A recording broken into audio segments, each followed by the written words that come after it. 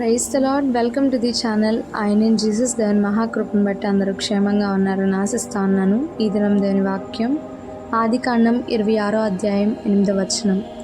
అక్కడ అతడు చాలా దినములుండిన తరువాత ఫిలిస్తీయుల రాజైన అబీమెలెకు కిటికీల నుండి చూచినప్పుడు ఇస్సాకు తన భార్య అయిన రిబ్కాతో సరసమాడుట కనబడెను.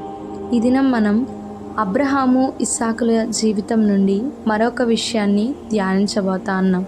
అదేమనగా, అబ్రహాముని కరువు వచ్చినప్పుడు దేవుడు తన యొక్క జీవితంలో వచ్చిన ప్రతి ఒక్క శ్రమ నుండి, ప్రతి ఒక్క కష్టం నుండి ఏ విధంగా దేవుని యొక్క త్రోవలోనికి నడిపించి ఆశీర్వదించాడో ఆ త్రోవల గురించి తన కుమారుడైన ఇస్సాకుతో చెప్పుటను బట్టి ఇస్సాకు జీవితంలో అటువంటి ఒక శ్రమ శోధన వచ్చినప్పుడు దేవుని యొక్క మార్గం నుండి తొలగక అదే మార్గంను అనుసరించి అనేకమైన ఆశీర్వాదములు పొందడానికి వారసునిగా నిలిచాడు.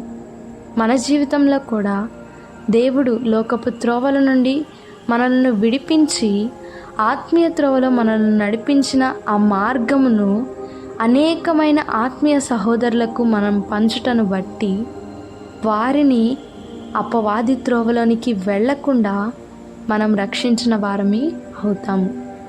సాక్ష్యం చెప్పడానికి మనం భయపడతాం. ఆ సాక్ష్యము చెప్పుటను బట్టి అనేక మందిని దేవుని త్రోవలోనికి నడిపించిన వారం అవుతాం. ప్రార్థించుకుందాం. మమ్మల్ని మిక్కిలిగా ప్రేమించిన మా ప్రియ పరలోకపు తండ్రి, దేవా, మమ్మల్ని ఏ విధంగా ప్రభా నాయనా నీవు నీ త్రోవలోనికి నడిపించావో ప్రభా, ఆ సాక్ష్యపు జీవితాలను అనేక మందికి పంచుకొనటను బట్టి దేవా, నీ త్రోవలోనికి అనేక మందిని నడిపించడానికి మీరే సహాయం చేయండి. ఉన్న భయాలన్నీ తొలగించి నీ సాక్షులుగా మేమందరము నిలబడడానికి మీరే సహాయం చేసి నడిపించమని యేసు పరిశుద్ధ నామంలో అడిగి వేడుకొని పొంది ఉన్నాం తండ్రి.